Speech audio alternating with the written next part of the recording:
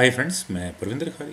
Friends, अभी कुछ दिनों पहले world team chess championship Kazakhstan की राजधानी अस्ताना में ख़त्म हुई है और यहाँ इस चेस चैंपियनशिप में भारत के लिए काफ़ी अच्छी खबर है। वर्ल्ड टीम चेस चैंपियनशिप में भारत को सिल्वर मेडल से संतोष करना पड़ा, लेकिन यहाँ इंडिविजुअल परफॉर्मेंसेज में सूर्य शेखर गांगुली और अधिबरन भास्कर ने गोल्ड मेडल जीता है।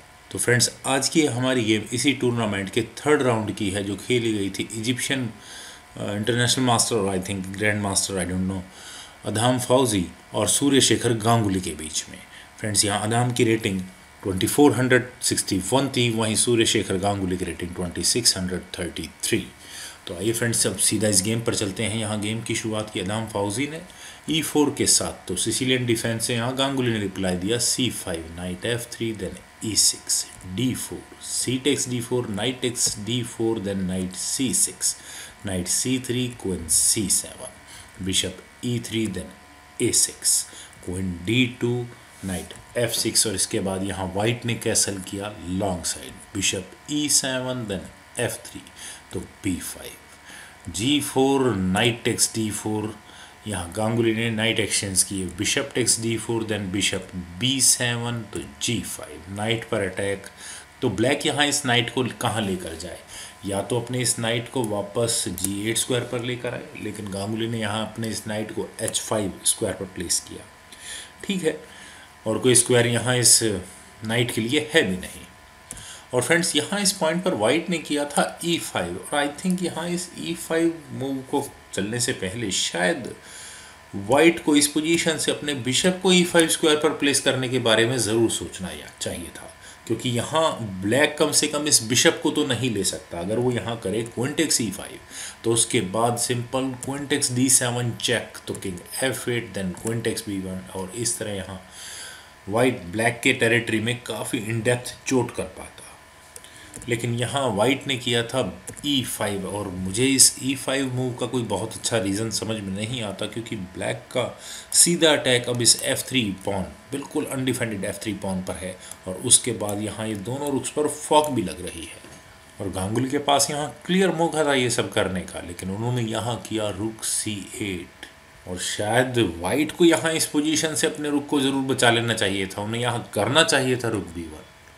और अगर हम यहाँ से इस गेम को आगे बढ़ाएं तो बिशप टेक्स F3 अगर वाइट करे तो उसके बाद रुक E1 और वाइट यहाँ मिनिमम डैमेज के साथ इस गेम को कंट्रोल कर सकता था। लेकिन वाइट ने यहाँ अपने किंग को मूव किया, वो भी B1 स्क्वायर पर, लेकिन इसके बाद बिशप टेक्स F3, दोनों रुक्स पर फॉक, तो bishop E2 and why this bishop E2 move, क्योंकि फ्रेंड्स यहाँ ब्लैक का ये नाइट अनडिफेंडेड है।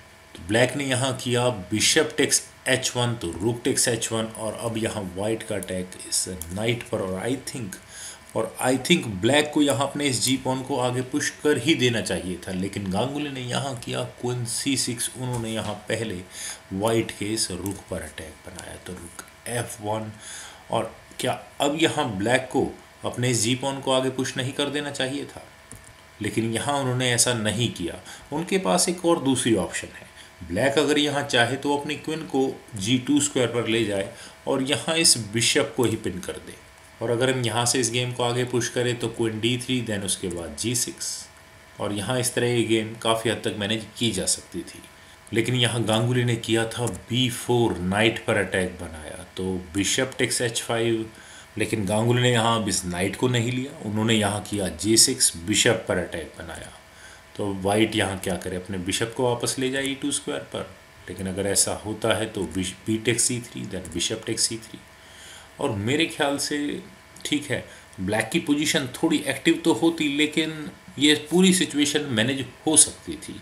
पर यहाँ अदाम ने अपने नाइट को बचाया, वो भी E2 स्क्वायर पर, then G takes H5, then knight G3, H5 pawn पर अटैक, तो H4, देन नाइट H5 और अब यहाँ इस नाइट की अगली डेस्टिनेशन G7 स्क्वायर ही होगी विद अ चेक, तो क्वीन E4, यहाँ इस C2 पॉन पर प्रेशर, लेकिन उससे पहले वाइट ने यहाँ किया नाइट G7 चेक, तो king F8, then knight H5, rook G8, night F4, queen और रुक पर फॉक। तो यहाँ गांगुली को करना ही पड़ा bishop takes F6, then E takes F6 और मेरे ख्याल से ब्लैक का ये किंग काफ़ी कॉर्नर्ड है उसको मूव करने के लिए ज़्यादा अच्छे स्क्वायर्स नहीं है। रुक G6, then bishop C5 check, और अब ये किंग कहाँ जाए।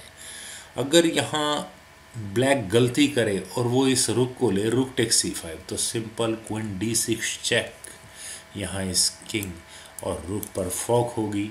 और अब यहाँ ब्लैक अपने किंग को कहाँ मूव करे, अगर वो अपने किंग को E8 स्क्वायर पर लेकर जाए तो सिंपल क्वीन E7 चेक, एंडमेट। और अगर यहाँ ब्लैक ने अपने किंग को मूव किया G8 स्क्वायर पर, तो उसके बाद क्वीन B8 चेक, और इस चेक मेट से बचने के लिए rook C8, then queen take C8 check, and mate. काफ़ी इंटरेस्टिंग मूव है यहाँ, ये अदम का मास्टरपीस। यहाँ ब्लैक ने किया king G8, then bishop takes B4 H6, ताकि ब्लैक के किंग को जाने के लिए कम से कम कुछ स्क्वायर्स तो हों। बिशप C3 D5, रुक E1, then queen F5, black ने अपनी क्वीन को बचाया। G takes H6, then king H7, और यहाँ ये किंग H7 स्क्वायर पर काफ़ी सेफ है, क्योंकि अभी फ़िलहाल ये वाइट के ही पॉन से डिफेंडेड है। और फ्रेंड्स, यहाँ जिस तरह की ये गेम है, आई थिंक वाइट को थोड़ा डिफेंसिव खेलना चाहिए था। शायद वाइट यहाँ अपने इस रुक को C1 स्क्वायर पर लेकर आता तो ये गेम वाइट के लिए ज़्यादा ठीक रहती, लेकिन यहाँ वाइट ने किया था क्वीन D4, तो गांगुली को मौका मिला रुक G2 करने का। यहाँ इस C2 पॉन पर प्रेशर बनाया, तो रुक C1, देन रुक C4, और अभी फ़िलहाल सारे गेम का दारोमदार इस बिशप पर है। फिलहाल क्वीन पर अटैक है, तो ये क्वीन A7 स्क्वायर पर, तो क्वीन G6, F7 पॉन का डिफेंस किया। और अब यहाँ वाइट क्या करे, ब्लैक का सबसे पहला अटैक तो इस G2 पॉन पर है, तो क्या वाइट को अपनी क्वीन को B2 स्क्वायर पर लाने के बारे में सोचना चाहिए था। लेकिन अगर यहाँ वाइट ऐसा करे तो क्वीन B8, और इसके बाद रुक eight C goes to G4, और यहाँ वाइट का ये काफ़ी स्ट्रॉन्ग अटैक होगा G5 पर। अब वाइट यहाँ करेगा क्या, A3, तो उसके बाद रुक G1, और फोर्सफुली यहाँ वाइट रुक एक्सचेंज करवा कर एक अच्छा खासा गेम यहाँ क्रिएट कर सकता है। तो शायद इसीलिए यहाँ अदहम ने किया था H3, तो रुक G3, S3 पॉन पर अटैक, तो बिशप D4, देन रुक G2, वापस C2 पॉन पर प्रेशर, तो बिशप C3, देन रुक H2 A3, rook takes H3, bishop E5, then रुक G4। गांगुली यहाँ अपनी प्लानिंग में कामयाब हुए, किंग A2, देन रुक G2। और फ्रेंड्स, यहाँ ब्लैक के किंग के सामने जब तक ये H6 पॉन है वो यहाँ बिल्कुल सेफ है। वाइट ने यहाँ किया C4, offering an pawn exchange on C5, D take C4, rook take C4, और अब ब्लैक के लिए मेरे ख्याल से यहाँ ओपन गेम है। वो यहाँ अपने किसी भी रुक को फर्स्ट रैंक में ले जाए, ताकि एक क्वीन यहाँ आराम से B1 स्क्वायर पर आकर वाइट के किंग को उसके पॉन शील्ड से बाहर निकाल सके। यहाँ ब्लैक ने किया था रुक G1, और उनकी अगली प्लानिंग यहाँ अपनी क्वीन को B1 स्क्वायर पर ही ले जाने की होगी, तो बिशप C3, देन रुक C1। गांगुली ने यहाँ इस बिशप को पिन किया, तो वाइट यहाँ क्या करे, अगर वो यहाँ अपने किंग को मूव करे B3 स्क्वायर पर, तो उसके लिए शायद थोड़ा ठीक नहीं होगा। ब्लैक के पास यहाँ सीधा मौका होगा कि वो अपने इस H पॉन के ऊपर खेले। वो यहाँ कर सकता है रुक टेक्स C3 चेक, और अपने दोनों रुक्स के बदले में वाइट के रुक और बिशप को आराम से ले सकता है। Rook takes C3, then rook takes C3 check, तो V टेक्स C3, और इसके बाद H3। अब यहाँ ब्लैक को सिर्फ अपने इस H पॉन को क्वीन बनाने तक पहुँचाना होगा, और उसके बाद सारी गेम यहाँ ब्लैक की होगी। लेकिन अभी यहाँ अदहम ने किया क्वीन D4, लेकिन ये क्वीन D4 स्क्वायर पर मुझे कुछ खास समझ में नहीं आती।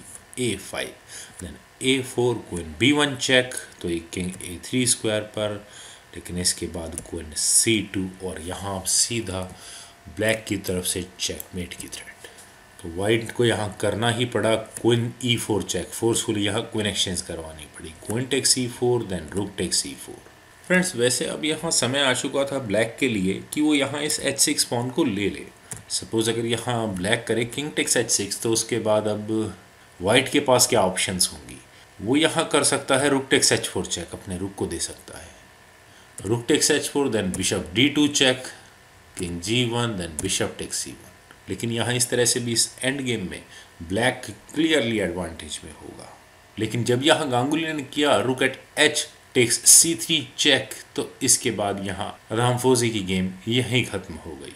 उन्होंने यहाँ किया बी टेक्स C3, लेकिन इसके बाद H3, और यहाँ इस मूव के बाद अदहम ने रिज़ाइन कर दिया। क्योंकि फ्रेंड्स यहाँ से अब अगर हम इस गेम को आगे बढ़ाएं तो वाइट आखिर कब तक इन क्लियर पासर्स को क्वीन बनने से रोक पाएगा। यहाँ वाइट ज़्यादा से ज़्यादा क्या कर सकता है, रुक H4, लेकिन उसके बाद रुक टेक्स C3 चेक, तो king B2, then rook F3, और अब यहाँ ब्लैक के 2 पॉन्स मेरे ख्याल से वाइट के लिए ऑलमोस्ट इम्पॉसिबल होंगे रोकना। तो शायद इसी कारण से यहाँ इस पोजीशन से अदहम फौजी ने रिज़ाइन कर दिया। और फ्रेंड्स यहाँ अस्ताना कजाकिस्तान में इंडियन टीम की परफॉर्मेंस काफ़ी ज़बरदस्त थी, जिसकी बदौलत वहाँ वर्ल्ड टीम इवेंट में भारत को सिल्वर मेडल मिला। और जैसा कि मैं पहले कह चुका हूँ, सूर्यशेखर गांगुली और अधिमन भास्करन जॉइंटली गोल्ड मेडल के साथ इंडिविजुअल परफॉर्मेंसेज में सबसे आगे थे। और मैं आशा करता हूँ कि आपको ये वीडियो ज़रूर पसंद आई होगी। आप इस वीडियो को लाइक करें, शेयर करें और मेरे इस यूट्यूब चैनल चेस ग्रुप को सब्सक्राइब करें। और आपके कमेंट्स का मुझे बेहद इंतजार रहेगा। Thank you for watching and bye for now.